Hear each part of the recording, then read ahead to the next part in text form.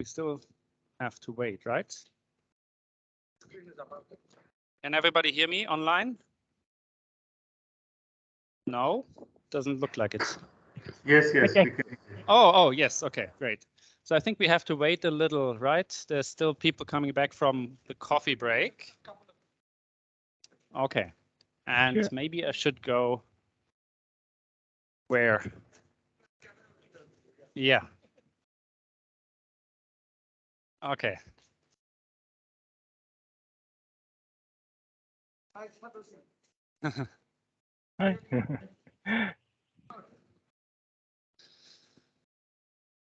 All right.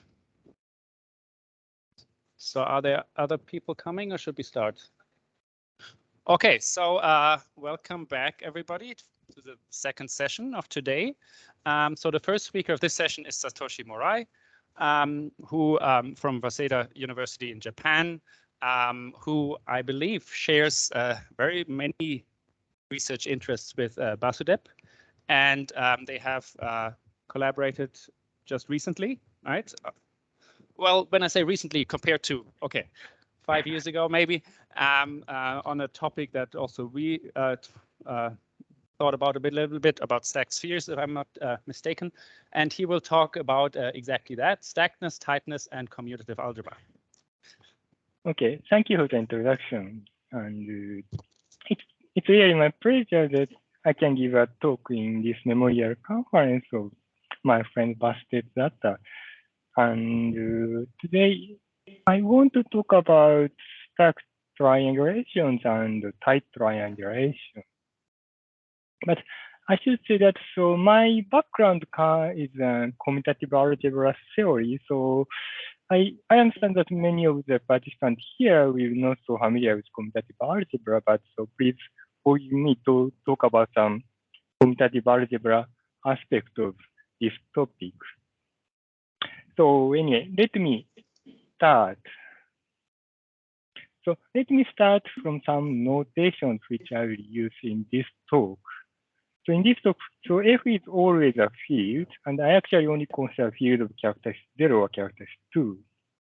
And X is always a simplicial complex. So actually, I only consider finite and abstract simplicial complex.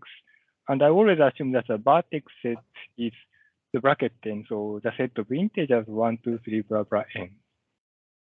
And this always means a homology group, and homology group are always over the field. And if I write HQ, then it's a reduced homology group. And the page number is always, I only consider reduced page number. So it's a dimension of the reduced homology group over field. And so link XF means always a link of the simplicial complex, a link of the face F in the simplicial complex. And I forgot to write it, but when I say triangulation, it means a simplicial complex, so which is homeomorphic to the target topological space. So the main topic, today's main topic is stacked triangulations and tight triangulation. But let me first talk about stacked triangulations. And so let me first explain what is a stacked triangulation. So in that case, I first explain stacked triangulations for manifold with boundary. So for manifold with boundary, so its triangulation is said to be R stacked, I'm sorry, if it has no interior face of dimension strictly smaller than D minus R. Or in other words, I would say that such a triangulation is R stacked if it has no interior faces of whose codimension is strictly larger than R. So perhaps this is, I should give examples. So here's an example of stacked triangulation. So these are the triangulation of pentagons. And the left triangulation consists of 3 triangles. The right triangulation consists of 5 triangles. And the left one is one stacked triangulation because the codimension of the interior faces has 1, 2, 3, 4, 5 interior faces, but the codimension of the interior faces are 0 and 1. So this is one stack. on the other hand, so the right triangulation, so the codimension of the interior face of the right triangulation is, so this is the interior face of codimension 0. This is the interior face of codimension 1, and this is the interior face of codimension 2. So this is 2 stacked, but this is not 1 stacked because it has an interior face of codimension 2. So in some sense, the stackedness so considers the largest codimension of the interior face of a triangulation when we discuss the manifold with boundary. And for closed manifolds, so we define the R stackedness in the following way. The triangulation of a closed manifold is R stacked if it is a boundary of some R stacked triangulated manifold. So actually, there is a little ambiguity of the definition. So if we should put an actual manifold or a slight generalization, but so I don't think you need to care about it in this talk. So I don't really explain this technical part, but so roughly speaking, so for manifold with boundary, the stackedness is defined by the codimension of the interior face. And for manifold without boundary, so a triangulation is R stacked if it is a boundary of some R stacked manifold with boundary. And so this is a typical example of the stacked triangulation. So this is a 7 vertex triangulation of the torus. So actually, this is actually the vertex minimal triangulation of the torus. So this triangulation is known to be a stacked triangulation. So because this simple shell complex is actually the boundary of this simple shell complex. So this simple shell complex means the simple shell complex generated 1, 2, 3, 4, 2, 3, 4, 5, blah, blah, blah, 7, 1, 2, 3. So 1, 2, 3, 4, of course, means that the simplex whose vertices are 1, 2, 3, 4. And if you glue these 7 simplices into one simple shell complex, then the corresponding simple shell complex is actually solid torus. And if you take a boundary, you will get a 7 vertex triangulation of the torus. And this is a very rough picture of this simple shell complex. So if you identify these two faces in an appropriate way of this simple shell complex, then this model, then you will get a solid torus. And that's the reason why we get a triangulation of torus.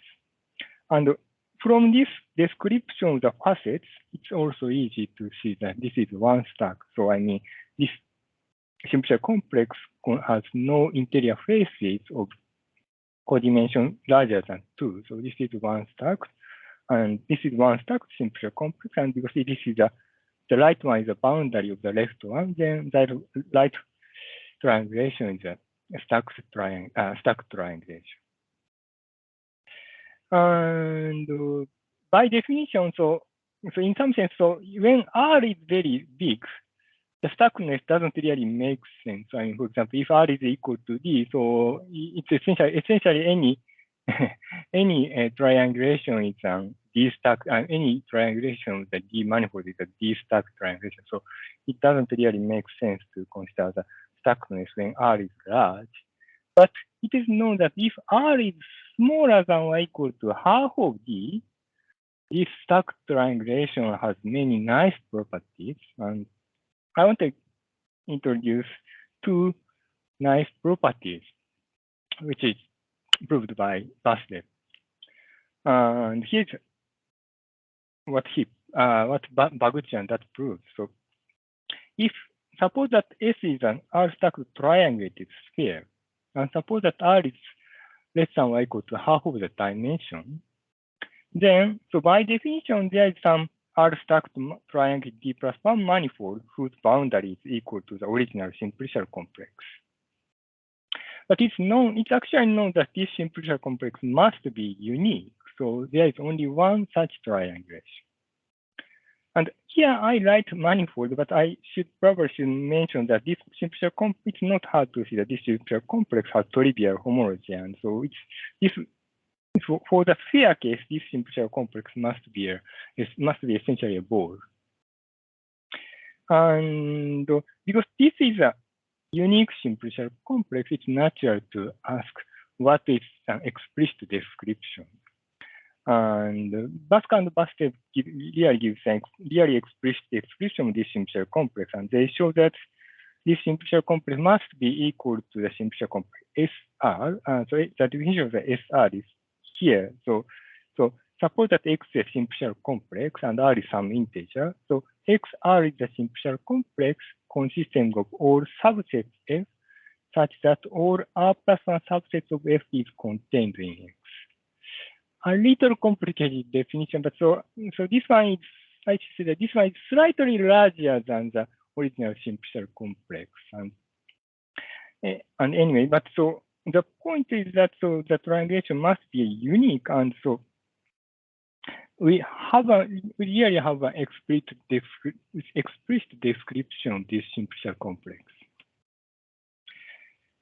And another thing another proof that I want to mention is that if the dimension is sufficiently large, this stackedness is actually a local condition. So if X is a triangulation cross manifold, and if R is not equal to the boundary case, then X is R stacked if and only if it is locally R stacked. And I forgot to write the definition of the locally R stacked. But locally R stacked means that every vertex link is R stacked. So in the previous slide, I only talk about stackedness of a sphere, but it's essentially in this assumption, it's basically enough to consider the sphere case, because so if you take a link of the vertex link of the triangulated manifold, then it must be basically a sphere, and the stackedness only depends on the link. And I introduced two results about the stackedness, but I mainly want to focus on the first statement. So the statement says that two things. So the uniqueness of the uniqueness of this triangulation S bar, and also the explicit description of this S bar. And maybe I mentioned that the uniqueness statement is not very new in the sense that I think this somehow goes back to the McMurray's work for when the triangulation is a polytop case.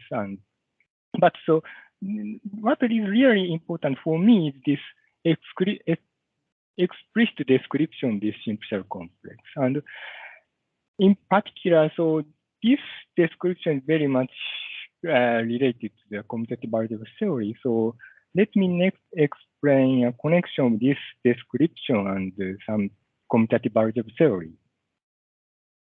So let me talk some connection to the previous result of Basudeb and Basque to commutative algebra. And I'm not so sure how many of you are familiar with this kind of thing, but given a simple shell, if you have a simple shell complex, then you can sometimes study the combinatorial property or a topological property of a simple shell complex by considering its Stanley rational ring. Stanley rational ring is I will define it soon, but it's roughly speaking. So a quotient of polynomial ring by a certain idea associated to a simple shell complex. But anyway, probably I should define. So let R be a polynomial ring. And then consider the ideal IX. X is a simple shell complex. Consider the ideal IX generated by the monomial which corresponding to the non-faces of the simple shell complex. And then the quotient of the polynomial ring by this ideal is called the Stanley rational ring, and I will just write it by Fx. And maybe I should give an example. So for example, so consider this triangular bipyramid. Then this simple shell consists of the 6 faces, 1, 2, 4, blah, blah, blah, 2, 3, 5. And then the Stanley rational ideal is I mean, the ideal IX is generated by the monomial 1, 2, 3, and 4, 5. Because this 1, 2, 3 is not contained in simple shell complex, and also 4, 5 is not contained in the simple shell complex. So the Stanley-Reisner ideal is this ideal. So and I also should mention that I constructed Stanley-Reisner ring from the simple shell complex, but you can also do the converse. So from the Stanley-Reisner ring, you can construct the simple shell complex by considering the monomial, which is not contained in the ideal. So this construction of the Stanley-Reisner ring from the simple shell complex is actually 1-to-1. And then, okay, so then let's recall the previous result of Basudeb and Basudeb, which I introduced. So let S be an R stacked triangulation of the G sphere, and suppose that R is smaller than half of G. And as I explained, so because by the definition, there is an R stacked triangulation, the G plus 1 ball whose boundary is equal to S. So I wrote this idea by S bar. And as I told, so Basudeb and Basudeb prove that this S bar is exactly the simple shell complex SR. SR is by this simple shell complex. So simple shell complex consists of all subsets such that all R plus 1 subsets of F is contained in the simple shell complex.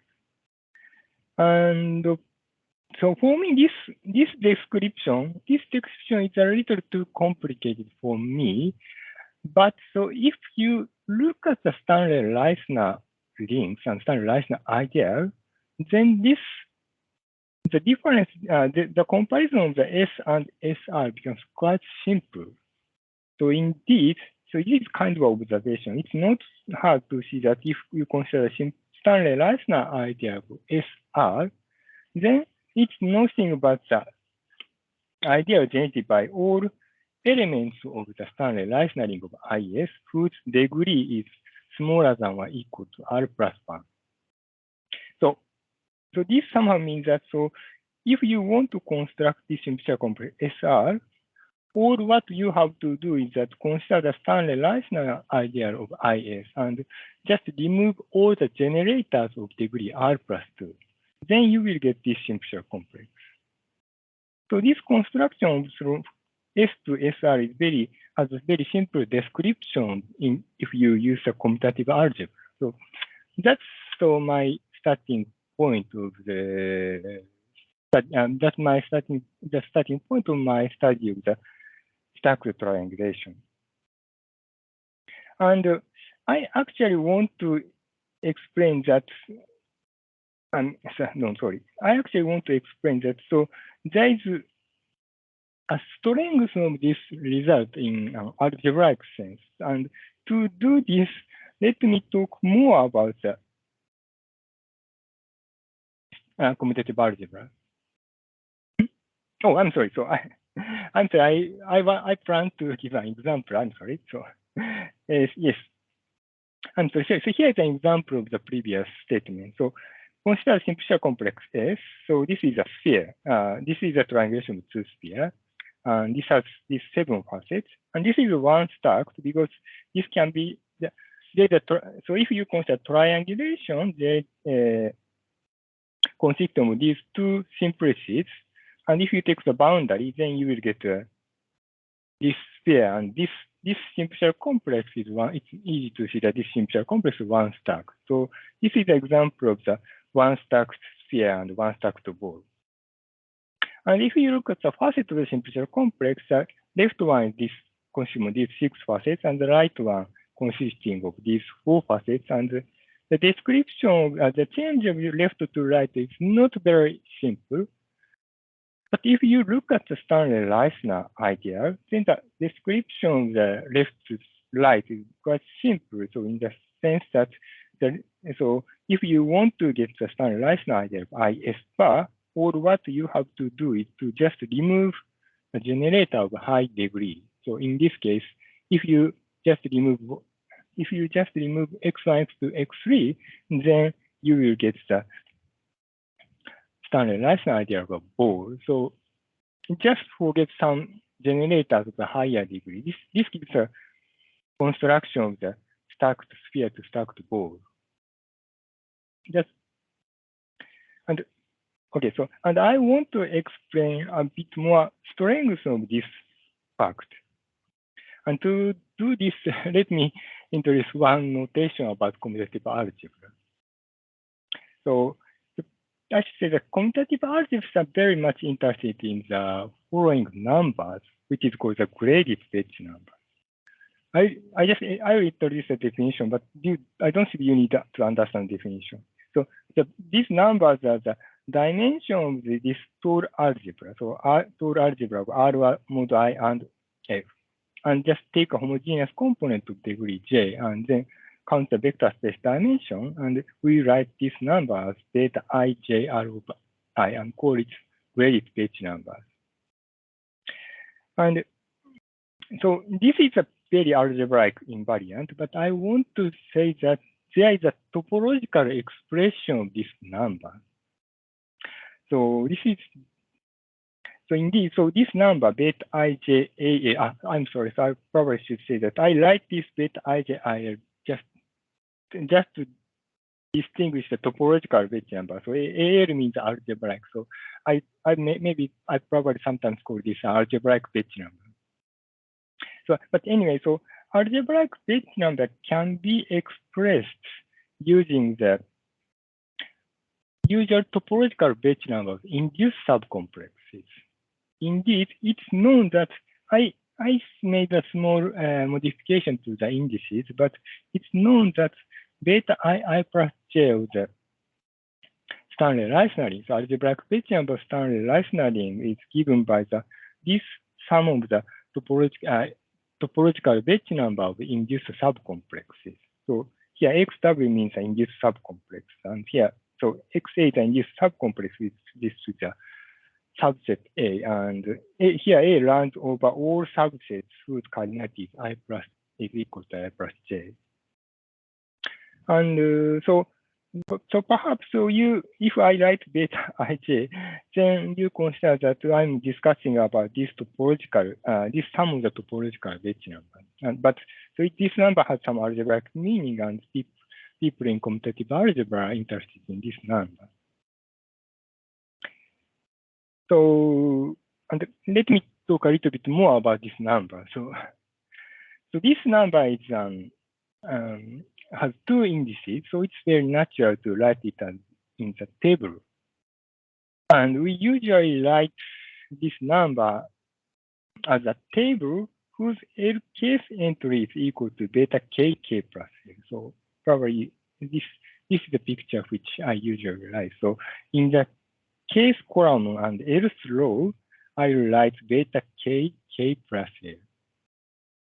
And here's an example of the Bethe table. So consider the triangular bipyramid, a boundary of a triangular bipyramid. And if you compute all the Bethe numbers, then it has beta 001 is equal to 1, and beta 12 is equal to 1, beta 13 is equal to 1, beta 25 is equal to 1. And all other Bethe algebraic Bethe numbers are 0. And we write this information in the table like this. So in the 0, position, we have 1. And beta 12 is equal to 1. So we write it in here. So beta 1, so I mean, so because of this here is beta 1 plus 1. So this is beta, I write the reason why I write beta 12. And beta 13 corresponds to this position. And beta 25 corresponds to this position. And we write these algebraic Bethe numbers in the table like this way. And perhaps I should say some combinatorial meaning of these numbers. So first I should tell that the beta 00 is always 1. So this is just a trivial thing. And on the other hand, if you consider the beta 1, the first Bethe number is just equal to the number of the generator of the Stanley rational ideal. Or in other words, if you prefer language of the simple complex, this is just the number of the minimal known faces of a simple complex. So So beta 1 has some combinatorial meaning. So beta, and maybe I should say beta 1 is corresponds to this part, the first column. And probably I should also mention that if X is a sphere, a triangulation of a sphere, then the table becomes symmetric. So symmetric means a pointwise symmetry. And indeed, so in this simple complex triangulation of sphere, and if you consider the very middle point in the table, then you can see the points. This table has a point symmetry with respect to this point. Okay, and so anyway, so we write these Betti numbers as a table like this way, and now I should explain some connections between the Basudeb and Baskar's result and the Betti table. So let S be an R-stacked triangulated sphere. Then we know that the unique R-stacked triangulated ball whose boundary is equal to this simple complex is this is S bar. This S bar is equal to the SR.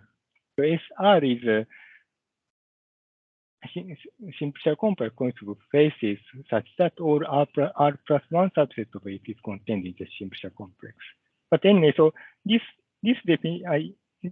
simple complex is actually, as I explained, this is obtained from the original Stanley-Reisner ideal of original simple complex IS by ignoring the generator of degree R plus 1.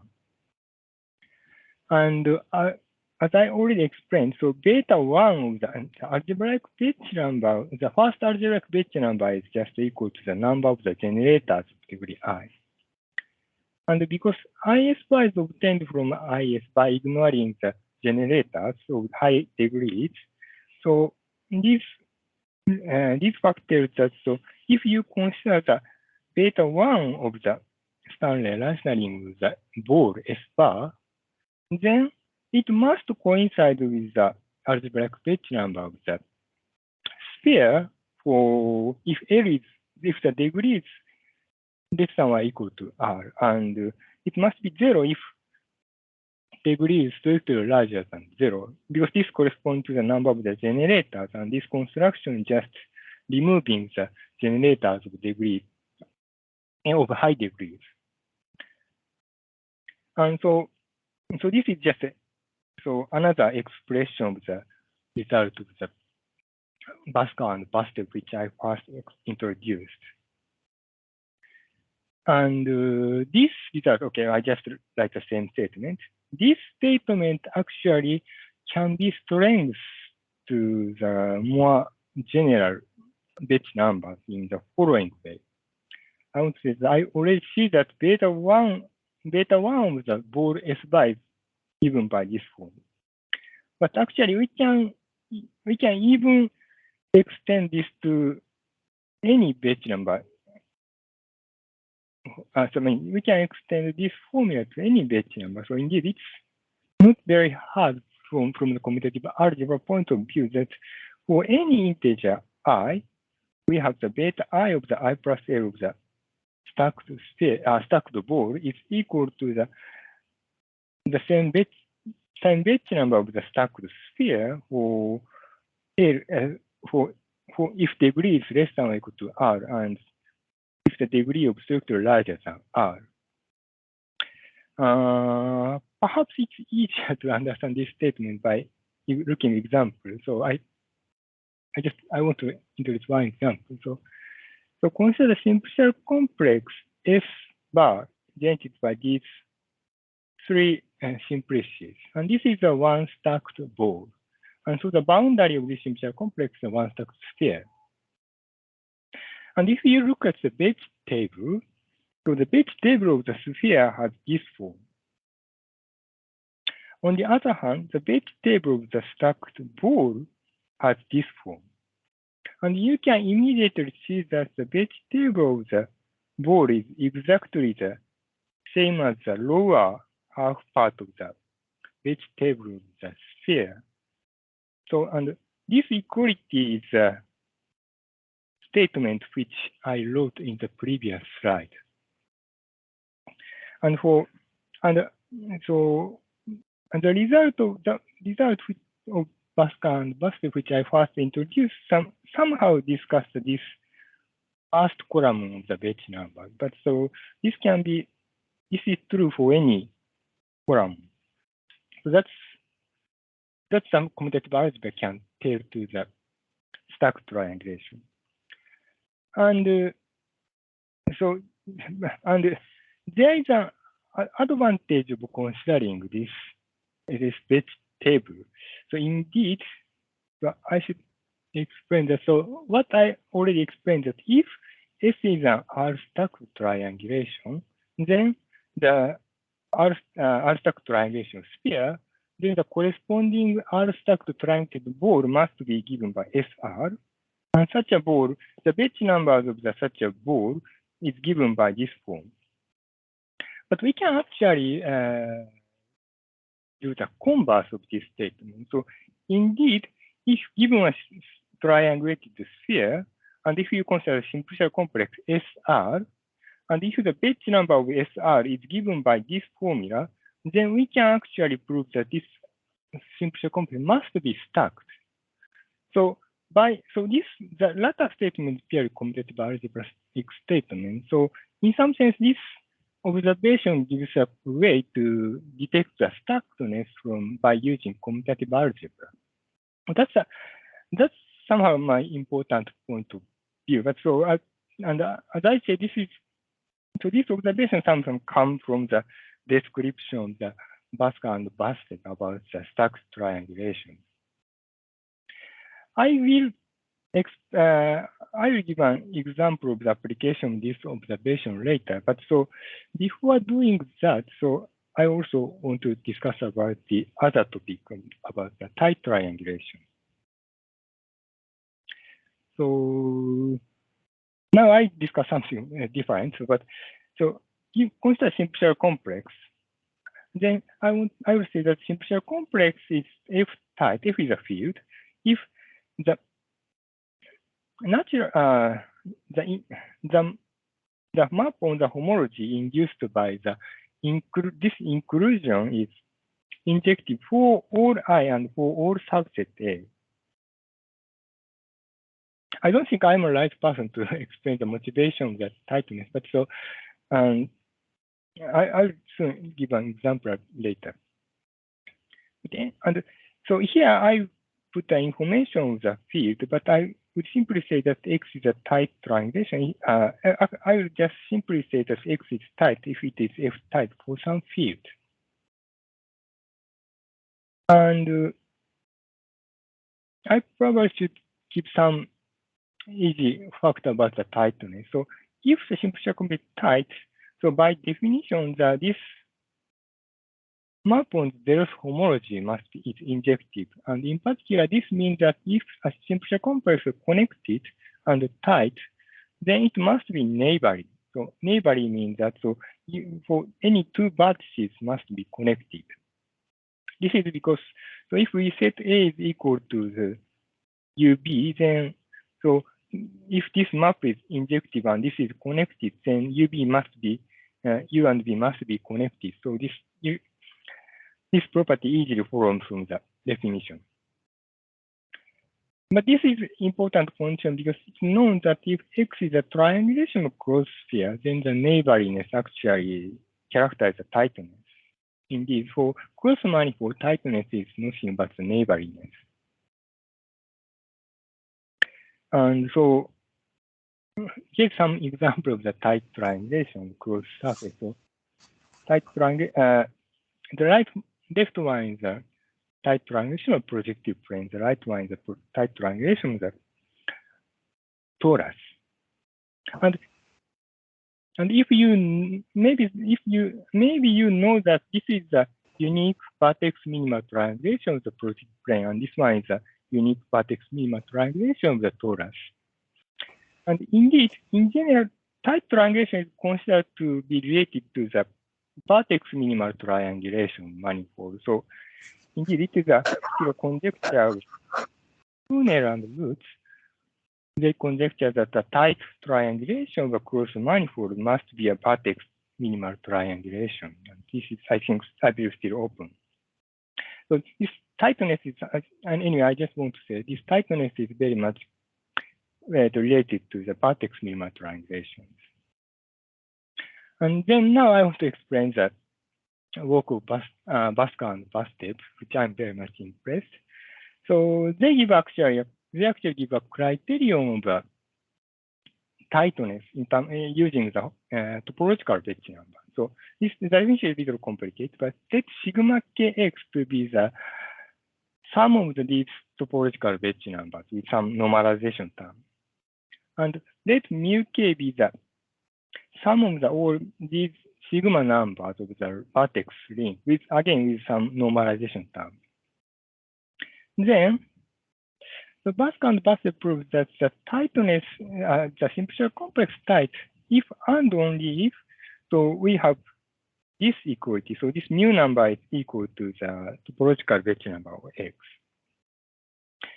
And I don't know how you feel about this result, but this result is again very much impressed to me, because so this sigma number has a nice algebraic meaning. So as I already talked before, so there is a formula which is called the Foxstad formula, such that the algebraic Betti number is equal to the sum of the topological Betti number of induced subcomplex. And this sigma number is also a sum of the topological Betti number of induced subcomplex. So, and it's very easy to see that. So using this formula, so this part can be translated in the commutative algebra language indeed. So the definition of the sigma number can be written in commutative algebra way. It's just a sum of these algebraic Betti numbers. And mu number is the important thing is the mu number, but mu number is actually a sum of the sigma number of the ring. So it's all the important information contained in these sigma numbers. And anyway, so by this result of Basudeb and Basudeb, so the F tightness can be expressed in terms of this mu number. The mu number is essentially sigma number, and sigma number is essentially algebraic Betti number. So this result gives some connection between tightness and algebraic Betti numbers. So and that's somehow my starting point to consider the tight triangulations. And in the rest of this talk, I just introduced the idea, but in the rest of the talk, I actually show what kind of application we can indeed have.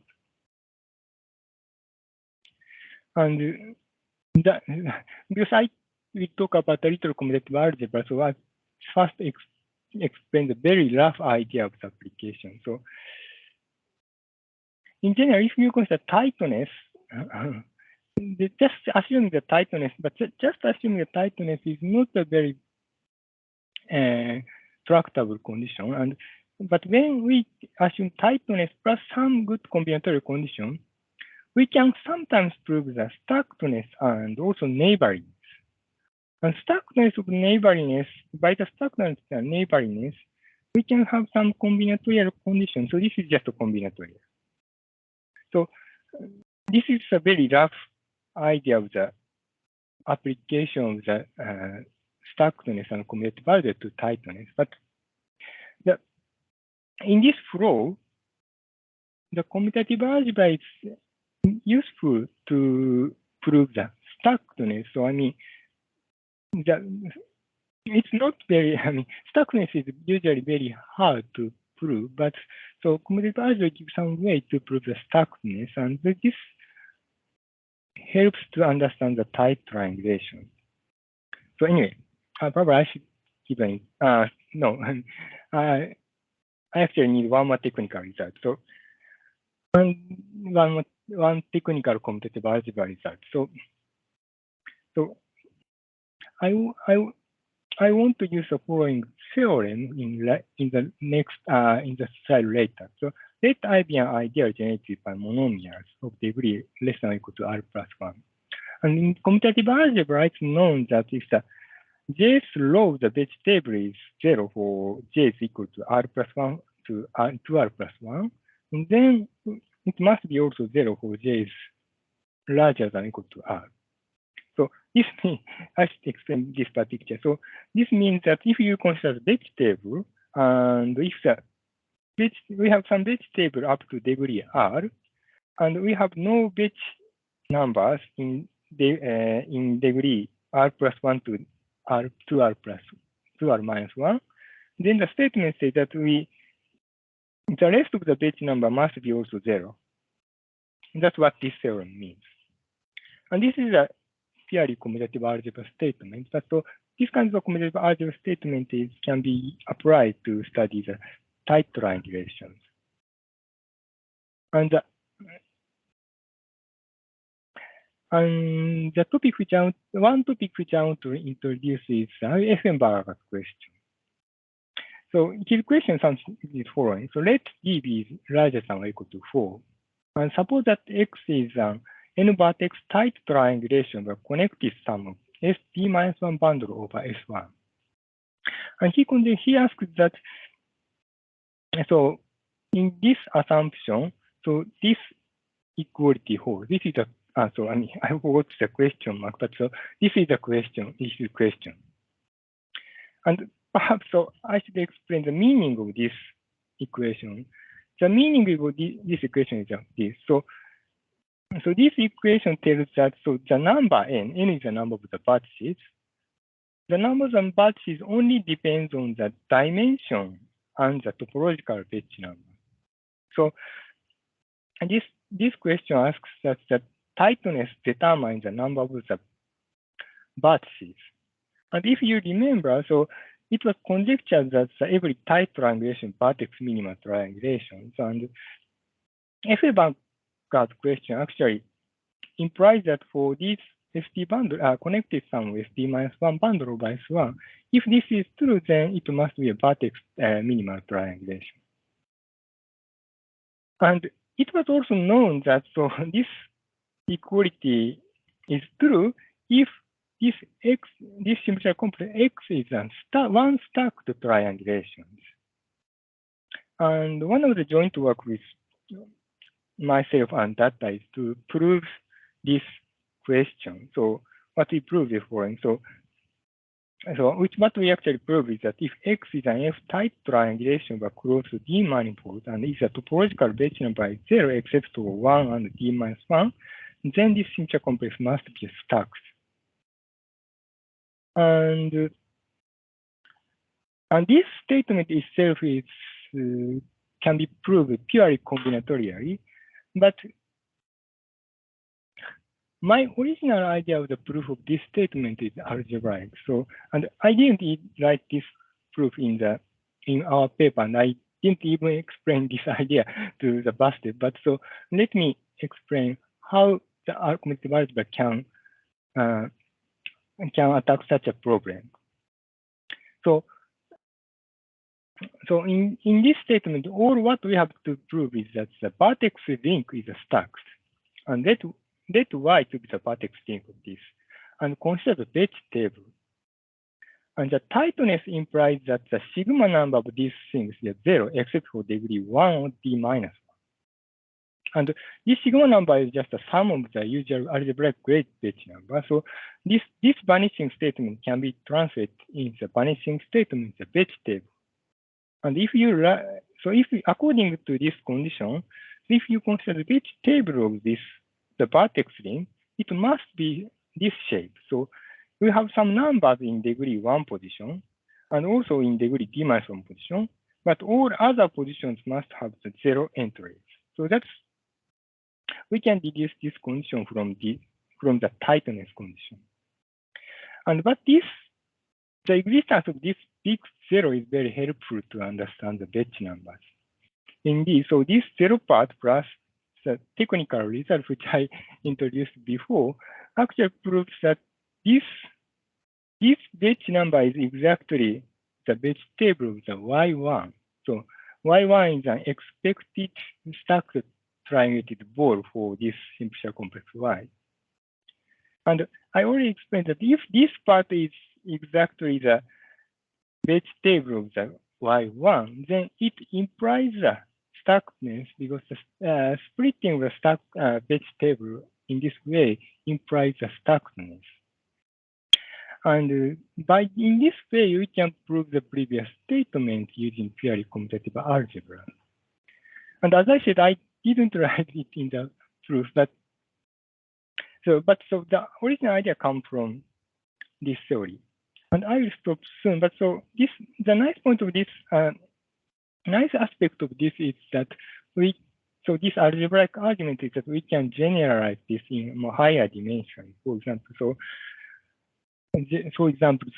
there's a conjecture of the Kuhner about the tight triangulation of sphere product Si times Sj at the conjecture that each triangulation type if and only if it has exactly I plus 2j plus 4 vertices, and using the same method I can prove that if j is larger than 2i, then the if part of the conjecture is true, only if part of the conjecture is true.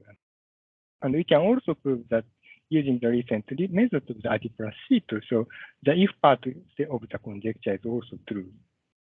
And all this comes from the study of the graded spectrum. And I'm sorry, the time is over, but so I just want to skip some part, and I just want to say thank you for your attention.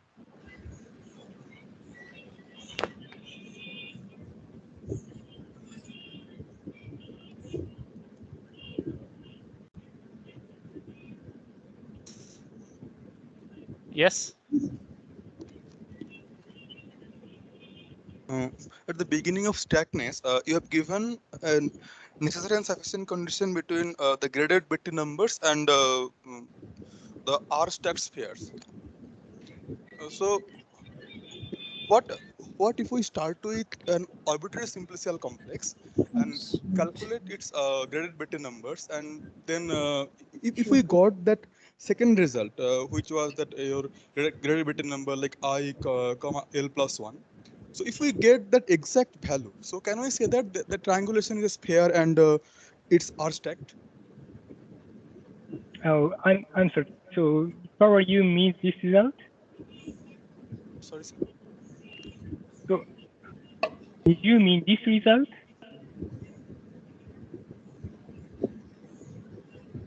Yes. And answer. Can you repeat the questions? I cannot hear clearly. Yes, sure. Actually, at the beginning, you have not at the beginning. At the end of that stackedness, you have given a relation between the graded Betti numbers and the R stacked spheres. Yeah. So now, what if I start with an arbitrary simplicial complex and get its graded ring, or that the standardized ring, and calculate the graded Betti numbers, and that's all those. And if I get that particular value for that particular graded Betti number, so then can we say that this simplicial complex is sphere, give a sphere and it's R stacked?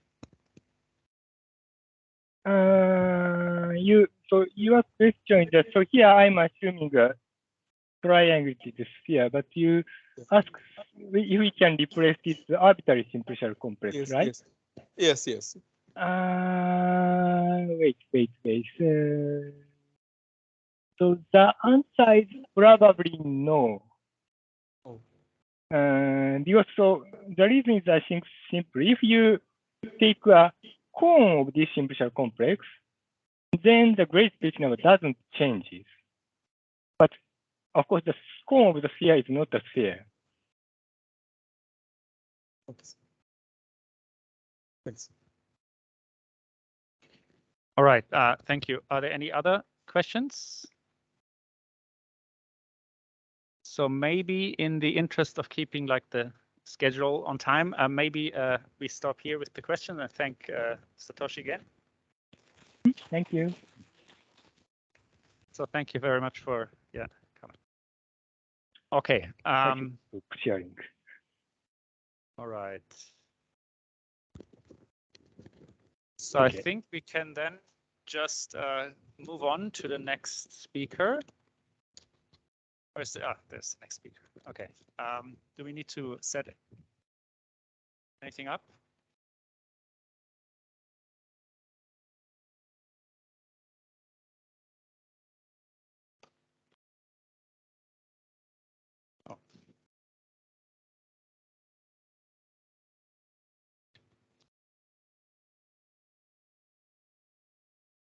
Okay.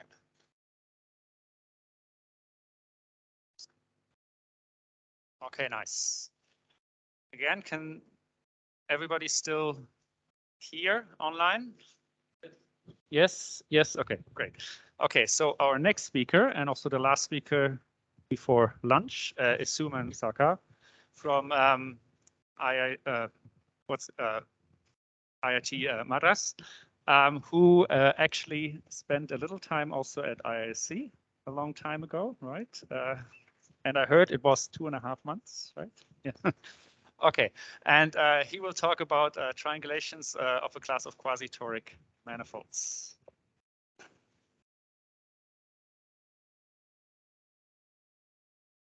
Okay.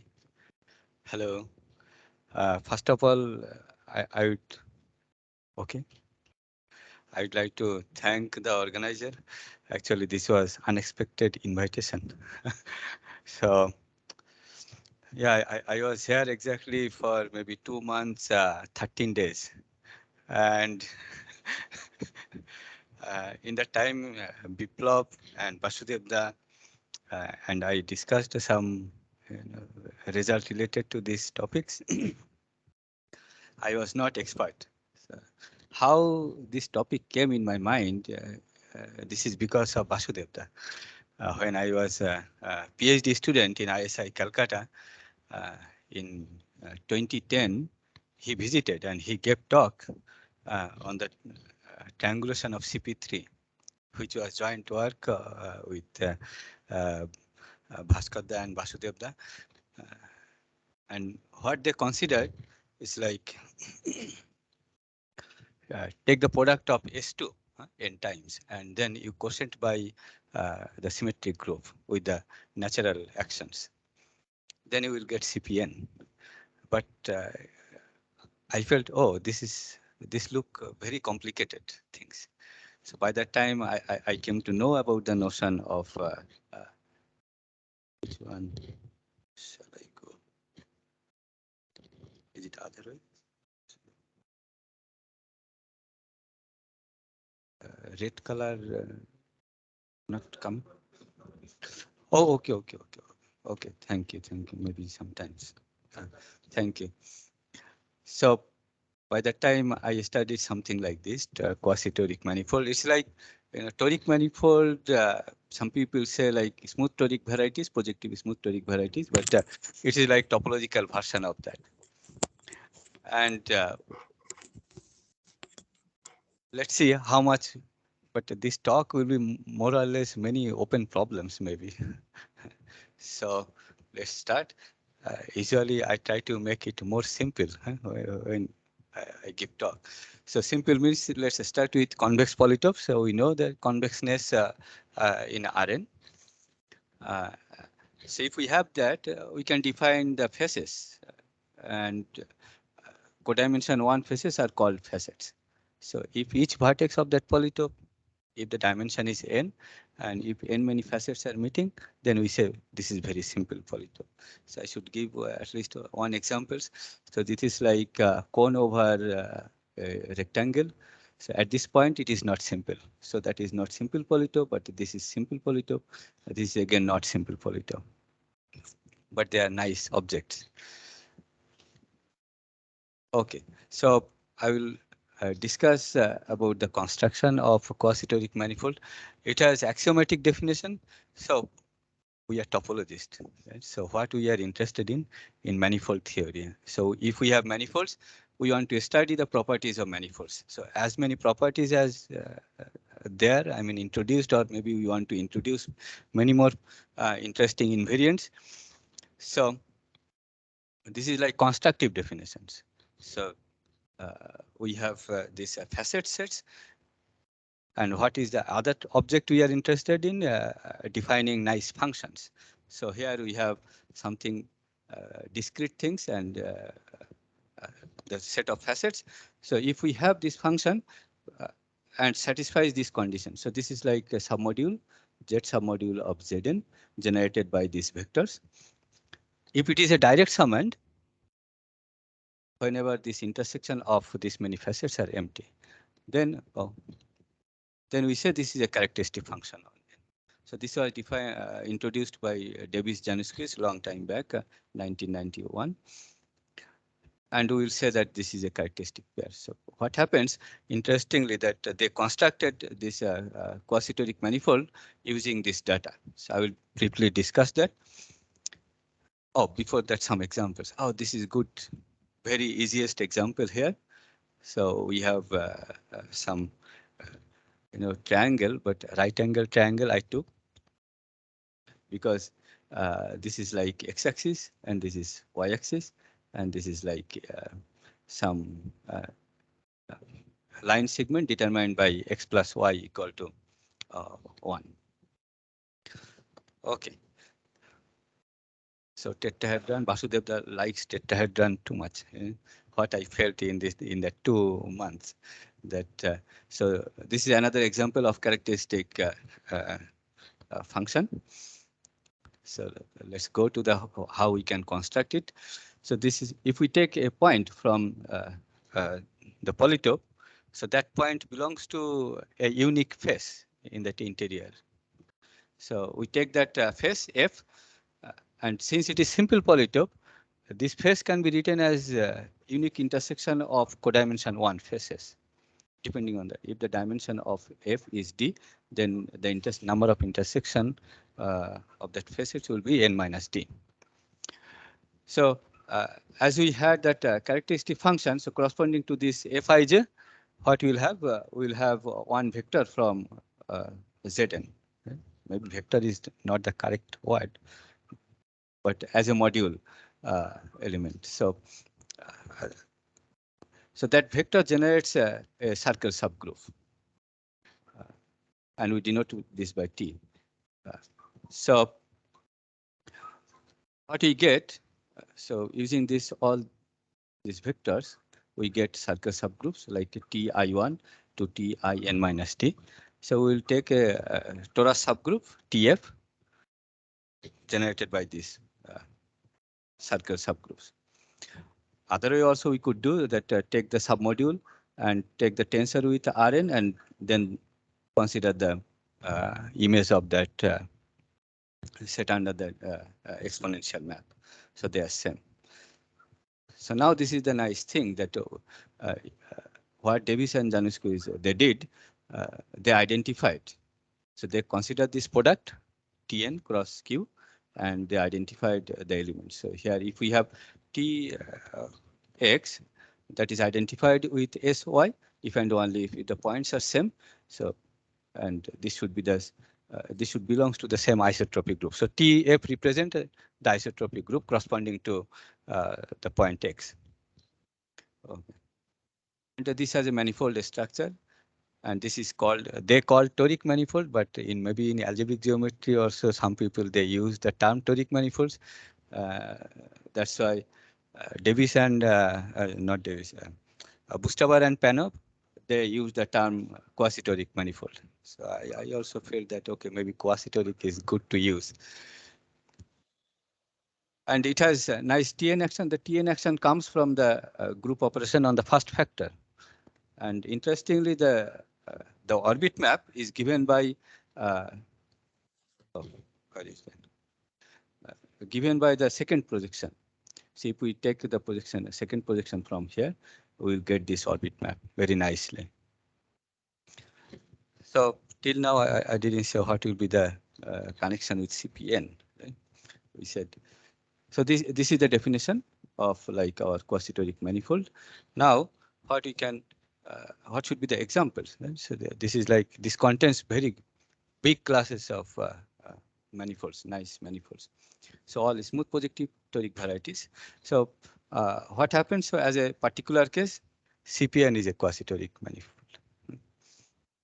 And we have different construction of Cpn. So this is the thing. Now, this already Satoshi and Benjamin, he used some other definition. Maybe it does not seem the same definition, but Satoshi said that, okay, this is the similar definition, whatever he said. But what we are going to say that polytopal complex structure. So by polytopes means we have some inverted comma. It is not exactly the convex polytope we mean, but some little bit bending also. Okay, like actually combinatorially it is like a polytope. So this definition you know that if we have two elements from there, their intersection should be there, and if one of them is a face of another, and the bigger one is belongs to that class, then the smaller face also should belong there into that class. Okay, so dimension of this makes sense. So we'll take the maximum of the maximum dimension of the polytope as the dimension of the simplicial complex. So this is also the union, which says that a realization is a geometric realization. So here we are not in abstract simplicial complex or anything. It's all geometric. Okay. Now this is very easy one to say that a polytopal complex, we say it is simplicial if is simplex there or polytopes there, they are simplex. And this is our definition of triangulation, that if we take a manifold and if we can find a triangle. Eigentlich habe ich einfach Kühl geschrieben und dann ging es.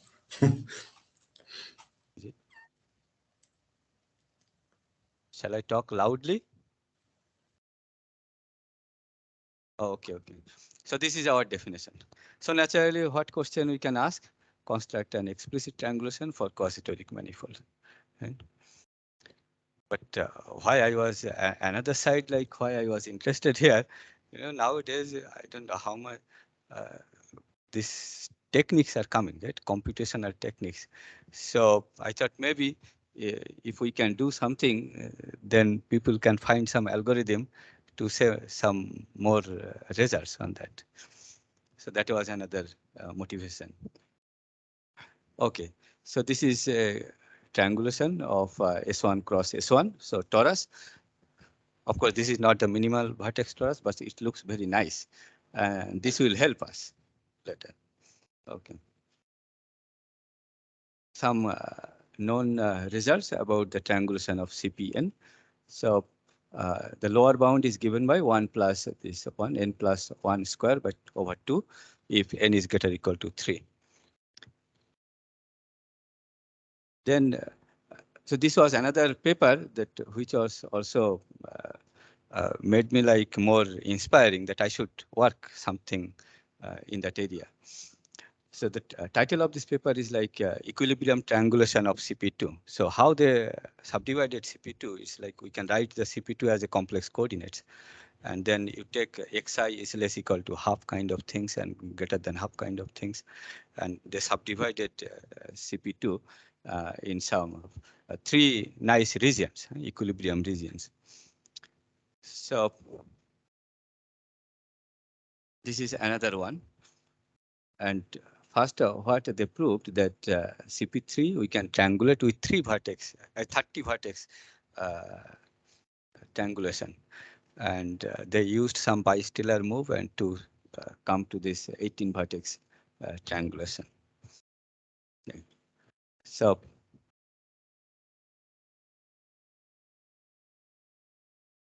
we did little bit work on 4-dimensional quasi-toric manifolds. So what we wanted to do that generalizing the concept of equilibrium things for quasi-toric manifolds. We can do it because the polytope we are considering, it is simple and it has some symmetric things.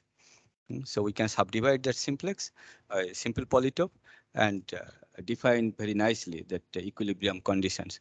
But I don't know, we did for only 4-dimensional cases, but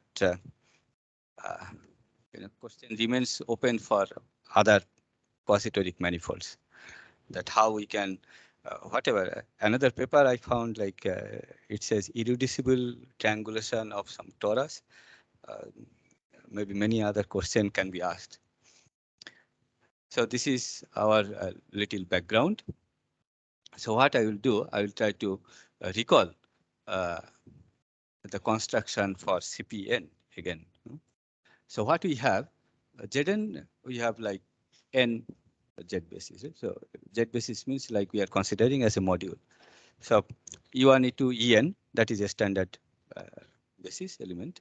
And we are considering one more vector, that E0 we are saying that is given by E1 to En. So that means we can define a function like this. If we take n simplex, so n simplex has n plus 1 many facets. So we just give the name f1 to fn, and then we define that map. Oh, sorry, this is a typo. This should be lambda. And what it happens, so from this description, we can easily see that at each vertex, it satisfies the condition for to be characteristic function. So this is very easy. And the result says that this Cpn is homeomorphic to this one. Actually, this is diffeomorphic to this one using the standard topology on Cpn. Okay, so this is another combinatorial description of Cpn. It looks very nice. And okay, maybe many other results. Of course, homology, cohomology, it is well studied. So we'll concentrate on these topics, on this object now.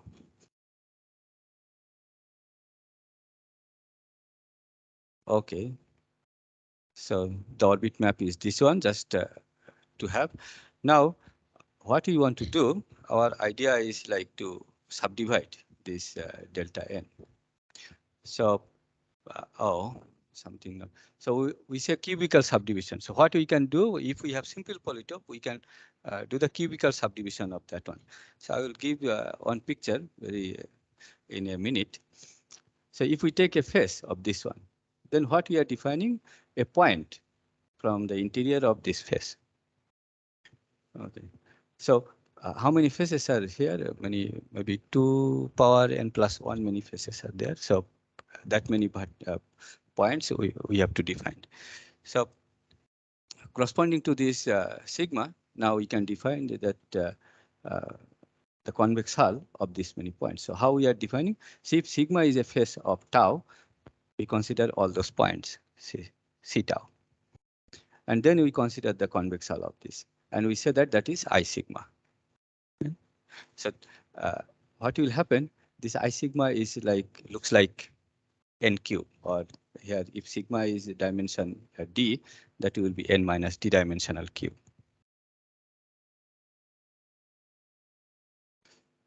But in particular, if the codimension of sigma is 0, that means if sigma is the n simplex, then I sigma is just a point. So this is very important for our case. So that is the starting point for our triangulation. Okay. Now, if it is greater than 0, equal to 0, or greater than or equal to 0, then we can write in this way. So explicitly, we can see that what are the points in that, I mean, C tau will be there in I sigma. So this is nothing but this n minus k cube. So that means, so what we are doing here, that we want to subdivide this one in very nice looking objects. Maybe one example will help, but before that, some easy observations, I should say. So if sigma is a face of tau, then I tau, this cube, is a face of this one. So that's why I try to define the polytopal complex. What is the face of some other polytope? So it looks good too far. Do you have any question? Okay. So good observation is we can write this n simplex as a union of this n cube. And this is known as cubical subdivision of n simplex. Of course, for any simple polytope, we can do it. But we are interested in triangulating Cpn, so we want to do for the subdivision for n simplex. So this is the easiest example. So we took, of course, easiest one was just one simplex, but that will be just this point subdivision. But here, what we took, a point from the triangle. So this will be corresponding to that. And then from here, corresponding to this face, then the point corresponding to this face, and point corresponding to this face. So what we get, oh,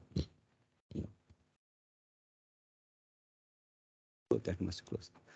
So this looks like a rectangle, right? So that is cube. So this is also a rectangle. That is another like a square, homeomorphic to a square, or homeomorphic as manifold with corner.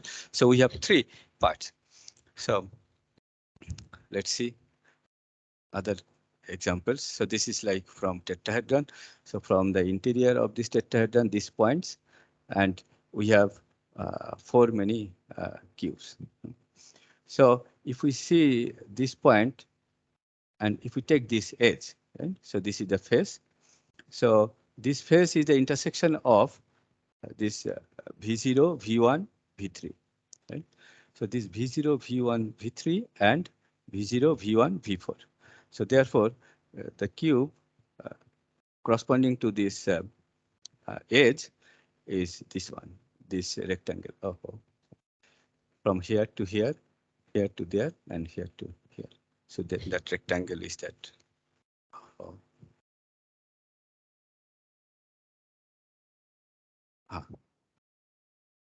Oh, it doesn't. Okay, maybe I need to touch here again.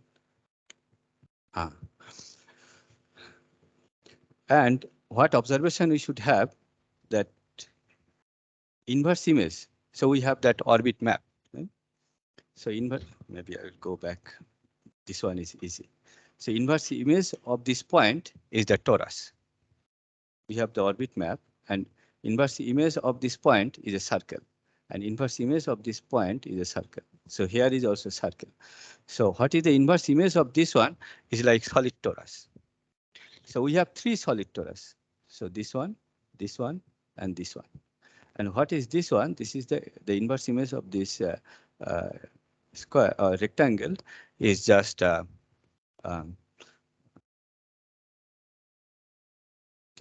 D2 cross D2. Okay. So our idea, I will tell a little bit. So we started to triangulate this torus, and now we have to extend it to this solid torus. But what I did a long time back, that I didn't think about that when we are taking the union, it should be like, for example, if we take the union of this one, these two, that should be triangulation of S3. But I forgot about that.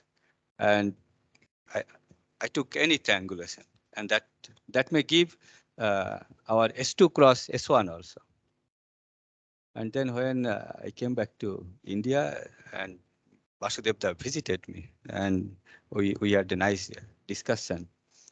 After that, we could fix that things that he gave a good idea that how to make the triangulation so that we will not have that problem. Okay, so let's see what we have now. Then this Cpn we can write as a union of this cubical subcomplexes in Cpn. So that is our thing, that it comes if we have sigma is a face of tau, then this is a subset of this one. Okay. So of course we checked up to n equal to 3, but n equal to 3, up to n equal to 3, the result is already known. So next one we are checking. Of course, algorithm we discussed, but this long time we didn't meet each other, and I feel if we don't meet, then we cannot do that much mathematics. Okay, so this is our result. For any Cpn, we can do it.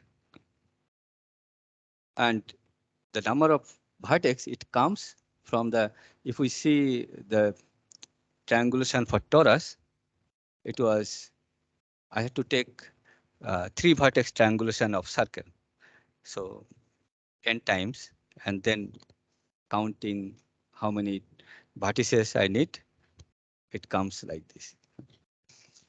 So what I will do, think I can save good amount of time before lunch. Okay. I will try to discuss what happened for if we triangulate Cp2. That is very explicit one. We take torus. So corresponding to each characteristic function, we have this S11 means S01 means this is the circle subgroup of torus. So that means diagonal circle subgroup. So S01 means the diagonal circle subgroup. And S1 means the standard one from the standard vector, and S2 means from the second standard vector. So let's recall again here. So here this the function is 1, 0. So this comes from. So what this 1, 0 represent? It's like, let's forget this part. Huh? So this is like R2 positive. So what we have in C2, on C2 we have a standard T2 action. Right? So it is like just by complex multiplication. And if we see what should be the orbit space, that is like R2 positive. Right? And if we take a point here, the coordinate of this point is like 0, 1 or 0, y. So what is the isotropy of that point corresponding to that torus action? That is given by the circle. The first component will be S circle, and this one will be trivial. So this 1, 0 means that isotropy of that group action. So locally it looks like C2. So similarly here. Okay. So what we have, we have to be worried about that we take a triangulation here, and then we need to extend. And that extension is like we cannot do any extension. So we have to be a little bit careful. So for these things, I will keep the explicit ideas.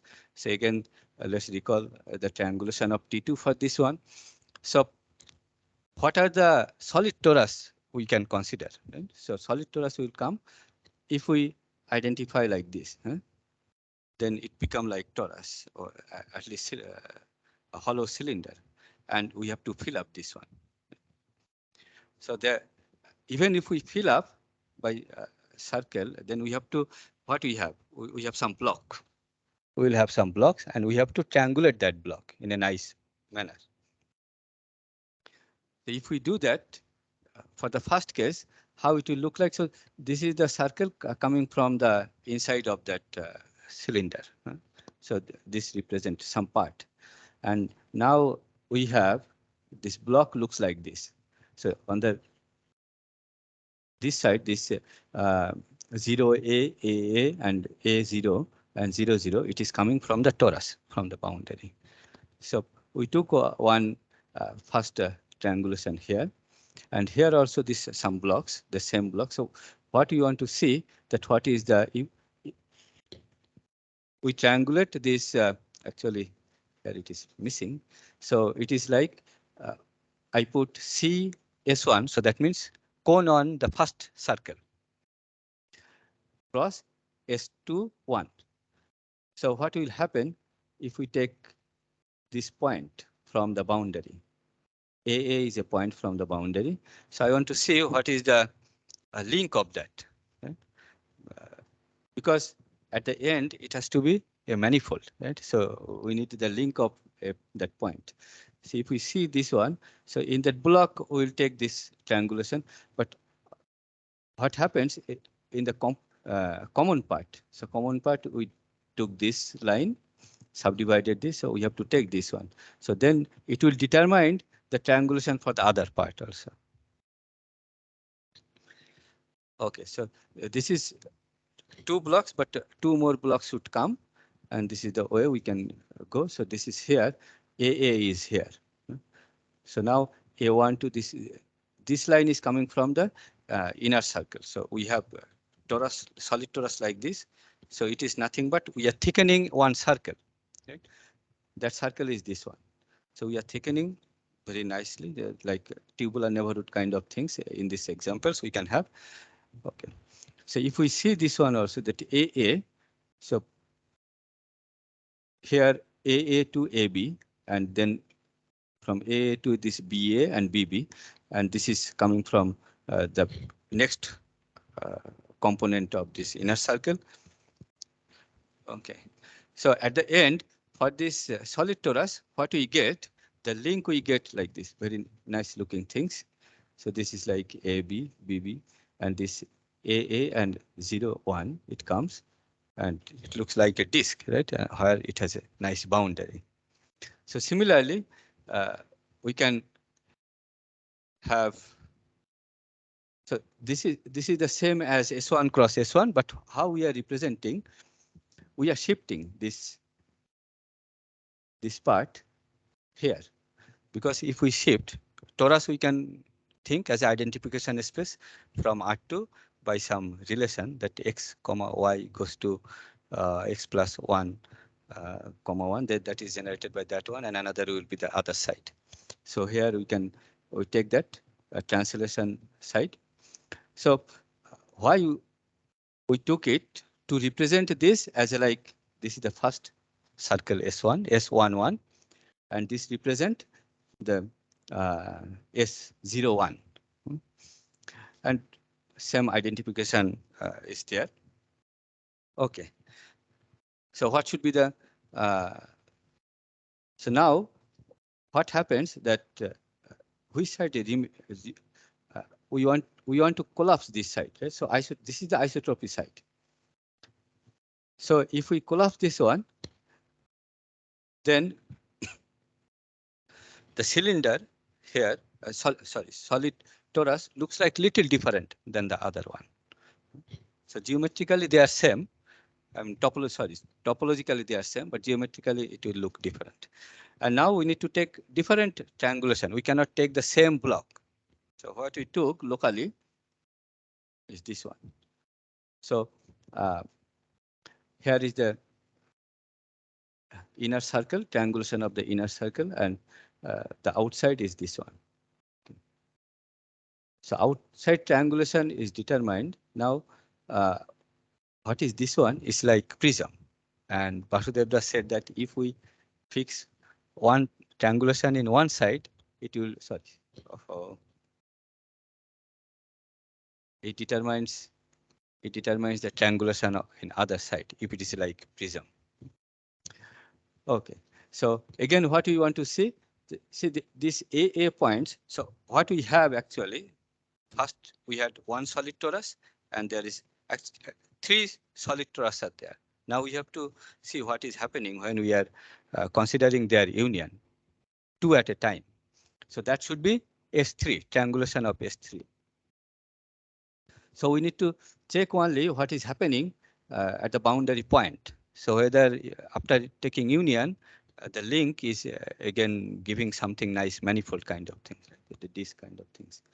So if we see this here, so considering this triangulation, we'll get this good picture. Okay, but you know, it took some time to consider this one. And what we get at the end, the link for this solid torus, that S1 cross CS0, link of AA point, it gives this one. Now to compare these two, so they are totally different. They are not same. And if we see their boundaries are same. So they are gluing at a same boundary. And what we can see, it is like S2. So that means when we are taking the union, it is a manifold. Now we have to decide which manifold it is. We can get either S2 cross S1 or S3, but we will not get S1 cross S2 because the way we considered, so we have, how should I go? So three, what you know that fundamental group of torus is generated by loop represented by this circle together with this circle or this circle, right? And now the way we took the construction, that this circle is collapsing to another circle. So like if we take this solid torus, so this circle will collapse here, right? And if we take the other solid torus, then this circle collapse to other direction. So that means this is collapsing to a point. So topologically we can shrink them. So that will say the union is like simply connected. So that will imply that it is S3, homeomorphic to S3. So in that way we got our like think that this is homeomorphic to this union is homeomorphic to S3. So similarly we can, so okay, here it is little bit clear. So here C is 1, so that means this circle is determined by this 1 0 vector. So this is union of two solid tori. So we have to see three kind of things, three different unions. But if we go higher dimension, then what happens? The idea is like here CS1 cross C, S21, then it will come S31 type things. Okay?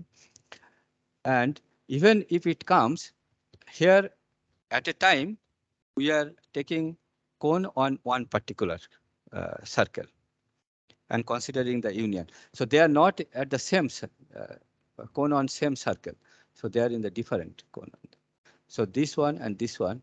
So they, what it will say that this is giving. So if we had another S31 in the product, then it should give S3 cross that extra circle S31. Oh, okay, it is almost at the end. So that is the little bit difficult part to say. But what we have some construction in toric topology, it says that okay, that union has to be this one. But combinatorially, I missed that point, and Basudeb he pointed to me that maybe we need to be a little bit careful. So what basically we have n-dimensional torus. Right? So if we start, and then we take a tubular neighborhood, first tubular neighborhood kind of things, and we want to have the triangulation of that. Right? So it is on the boundary, it is like n-dimensional torus, and inside it is n-1 dimensional torus. So from on both of them, we know what can be the triangulation. But now how to have some edges or simplices connecting these two things, that we have to be a little bit careful. Otherwise that the union may be different. And Basudeb, he gave a good combinatorial idea that how we should go to from one set to another set to get those triangulation. So the interesting thing is like if we see here is the dimension is 2, here is dimension 2, this is 1. So inside circle dimension is 1, outside 2, and inside is 3. So if we So if we go from here to here, and then if we take 1, then we'll get, and another one, then we'll get a simplex.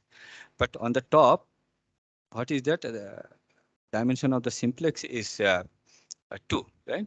But how many unions are there? Different unions is like here 3 different union.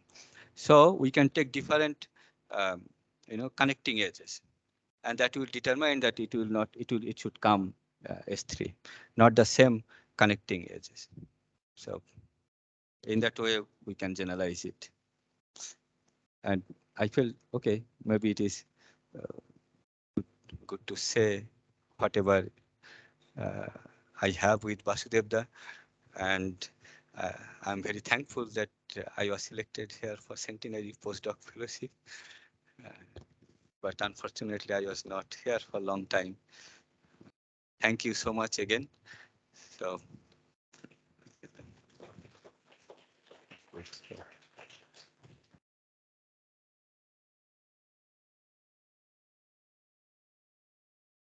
Thank you.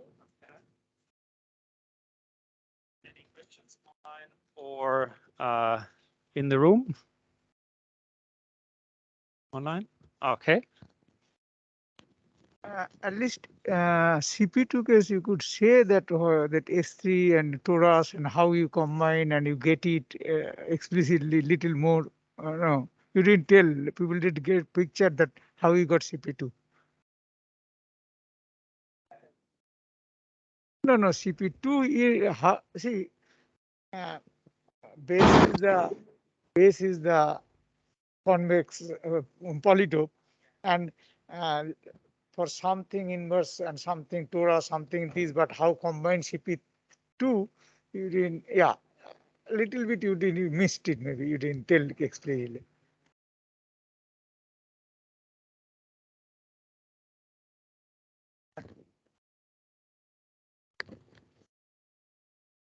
The thing is, yeah, I mean, yeah. So for CP2 case, what happens from CP2, we have this orbit map. So if we take the inverse image of this point and should go to this identification again. It's okay. So it is very good construction. This division squeeze they did. So this is like interior of the polytope. So since it is interior of the polytope, there is no identification when we did the identification. But so it is how CP2 we can get. So T2 cross this tank. And identification on corresponding to this is happens if the torus subgroup. So actually what we are doing, okay, topologically what we are doing, we are taking the quotient space. So we have T2 cross this triangle, and over this edge, what we have. So if we have torus and one interval, so we are collapsing one circle direction. So what is that circle direction? Determined by this 1, 1 vector. So what it remains here, it will be like a hollow cylinder. Now what happens at vertex? These two vertex, it happens that we are collapsing that both the point to a vertex. So what we get, inverse image of this line, it is like Cp1. So that means S1, sorry, S2. An inverse image of this line, it is S2. And this inverse image of this line, again, S2. Now, what is the inverse image of this point? It is just circle. So the torus action here, it is similar as torus action if we just rotate a ball with one axis, the same things. So in the interior, it is just torus, same T2. And so this solid torus, what happens that we have torus here. So, okay, let's see how if we can explain. So we have torus like Basudeb, and this diagonal we are collapsing very nicely. If we have to collapse, this what is this one? Horizontal or vertical? Horizontal side, then it's look very nice. In Chennai we say Medubara, so it will look like Medubara. We have torus and we have Medubara. But if we have to collapse in this direction, then we should go inside the torus and see how it looks like. And if we go there, then we will see that this circle become like horizontal. Then we can do that collapse very nicely. But if we see that diagonal one, then it is little bit difficult to visualize, but again, we can shift it. So if we have this diagonal one, we take a circle inside that and collapse in a little bit twisting way. So that is the interesting part here. We can do this very easily. There is no problem. So that means we can triangulate it very nicely. But what about this one? If we take this union, then then we have to be little bit careful.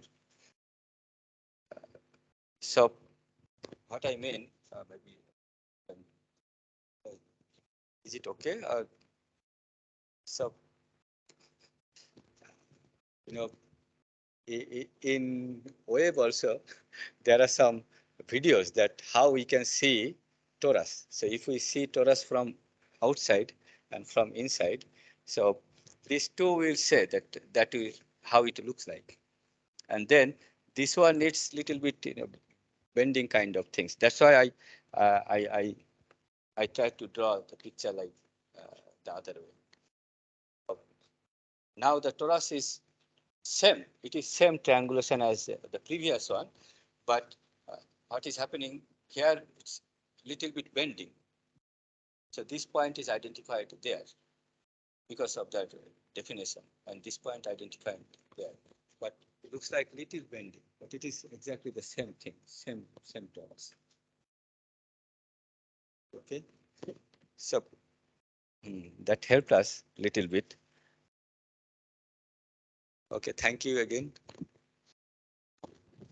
Okay, are there any other questions? So if we still have time, I have for one little question. Okay, so you have your 4 to the n plus 1 minus 1 over 3 or something.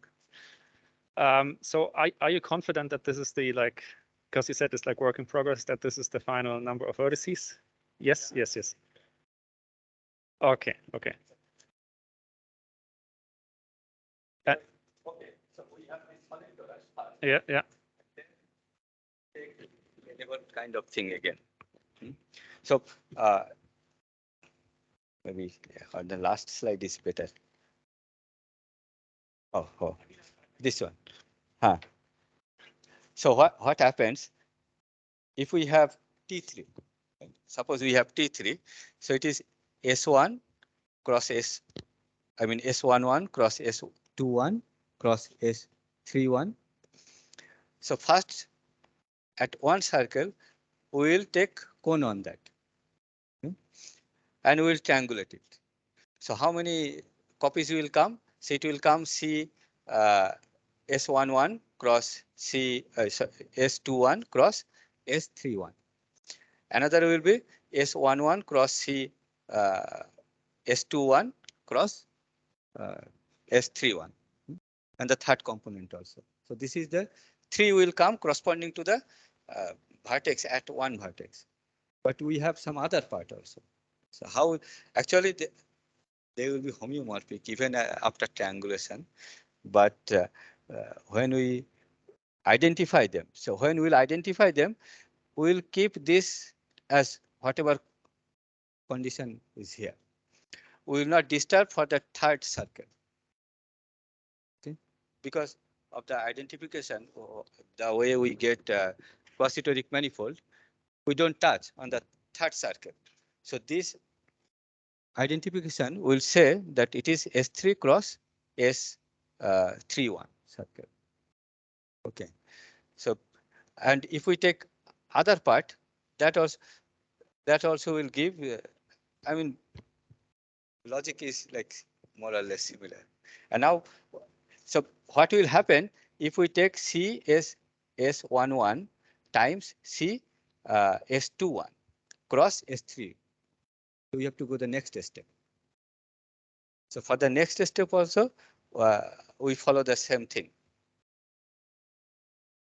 So for Cp3 we can do very nicely, but for Cp4 I am still working because this 8-dimensional object and many things, many simplices are coming. Okay, so are there any more questions? If not, then let's thank the speaker again. And that concludes the first half of today, and we're off to lunch, right? Yeah.